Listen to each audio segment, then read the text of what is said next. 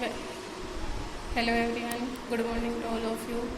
Welcome to our online classes. Students, today we will read our SST books, 7 chapter Towns, Traders and Craftsmen, page number 47. Topic Trading Towns, व्यापारिक केंद्र, व्यापारिक शहर. Let's see. Almost all foreign travels like Warsaw, Yelrut, Idrisi, Marco Polo, etc. लगभग सभी विदेशी यात्री जैसे Wassaf, यालूत, Idrisi, Marco Polo confirm at Indian merchants were very busy in. इन्होंने यह बताया है कि भारतीय व्यापारी भूमिगत और समुद्री व्यापार में व्यस्त थे. They went to western countries and China through the new land routes. वे पश्चिमी देशों में गए और चाइना में नए भूमिगत रास्तों के माध्यम से. While through the sea routes they visited Arabian. और समुद्री पथ या समुद्री मार्ग के माध्यम से उन्होंने अरेबियन देशों में, अफ्रीकन देशों में और यूरोपियन देशों में वे गए. ऑन द वेस्ट, पश्चिम में, एंड साउथ ईस्टर्न, दक्षिण पूर्वी कंट्रीज देशों में. इन द ईस्ट, पूर्व में. As such a large number of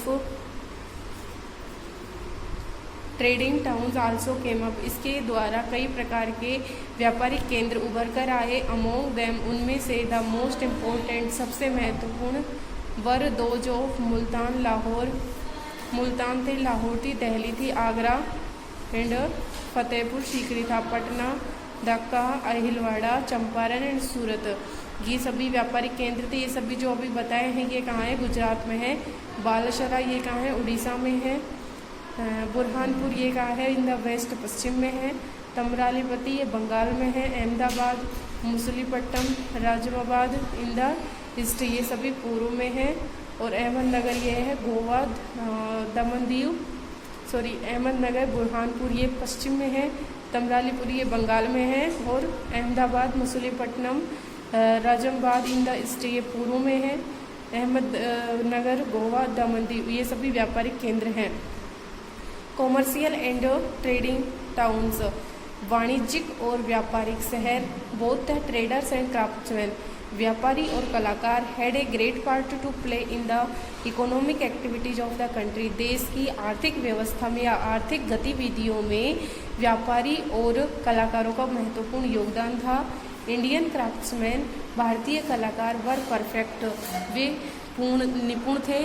masters in the producing articles, सामग्री का उत्पादन करने में. और different kinds and too in good quality, अलग अलग प्रकार की और अच्छी क्वालिटी के सामान उत्पादन करने में व्यापारी बहुत ही निपुण थे. They were perfect masters in the field of textile industry. वे परफेक्ट मास्टर्स, वे निपुण मालिक थे. In the field of textile industry, textile means सामग्री या कपड़ा उद्योग की जो क्षेत्र था उसमें भी वे काफ़ी निपुण थे. And they are cotton, woollen and silk cloth, उनके सूती, ऊनी और रेशमी कपड़े. Had no comparison in the world, संसार में किसी दूसरे देश से या फिर कहीं किसी और स्थान से उनकी कोई तुलना नहीं की जा सकती थी. Indian craftsman had great industry over the great mastery over the manufacture of both silk and leather goods. भारतीय कलाकार एक काफ़ी निपुण थे रेशम और चमड़े के सामान बनाने में. फ्रॉम मार्को पोलो से वी लर्न, हम जानते हैं दैट की Indian craftsman could produce excellent silk and leather goods. भारतीय कलाकार अच्छे रेशमी और चमड़े का सामान बनाते थे. The Indian traders took these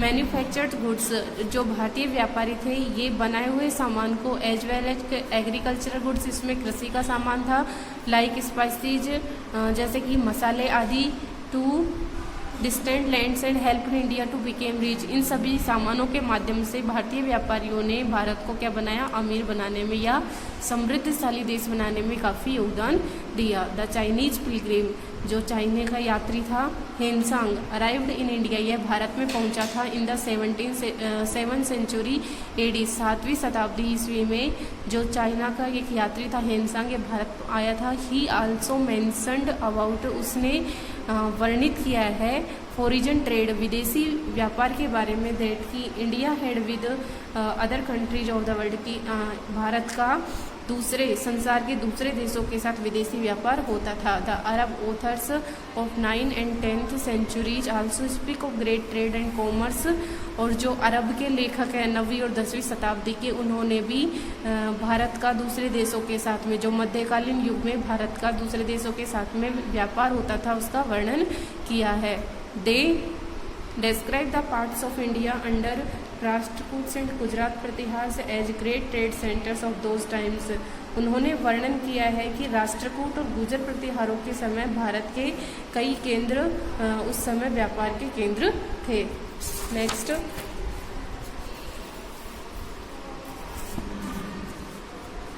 the inscriptions to medieval India refers to towns and markets known as heads, और जो अभिलेख मिले हैं मध्यकालीन भारत में, जो अभिलेख मिले हैं वे कस्बों और बाजारों से संबंधित थे।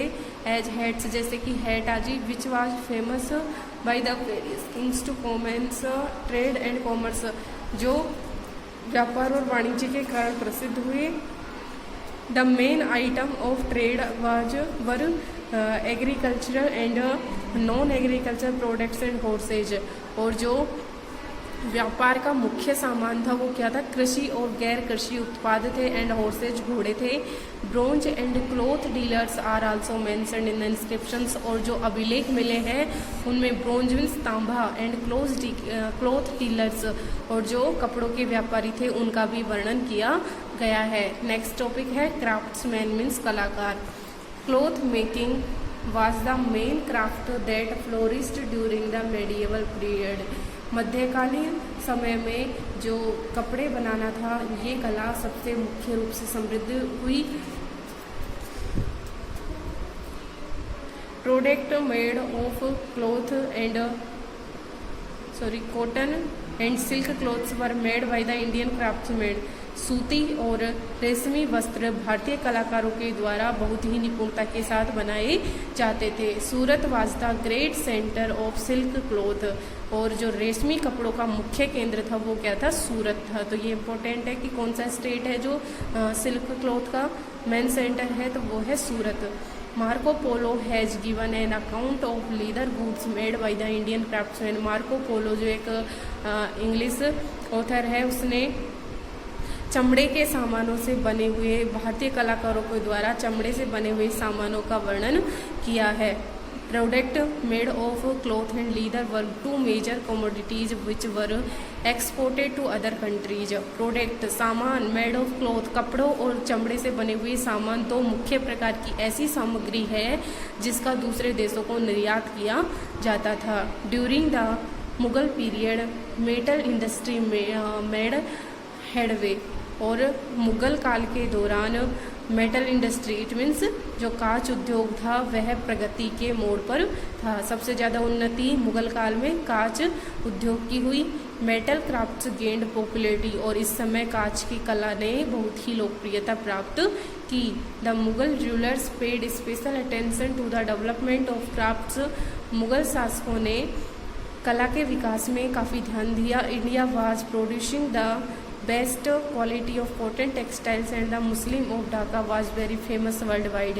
भारत प्रोड्यूसिंग उत्पादित कर रहा था द बेस्ट क्वालिटी अच्छी किस्म का कॉटन सूती टेक्सटाइल सामग्री, and the muslin of Dhaka, और ढाका के जो मुस्लिम हैं was very famous world wide, वे बहुत ही प्रसिद्ध और विश्वव्यापी थे। Bengal, Bihar, Gujarat and Khandesh were the biggest champion of cotton textile.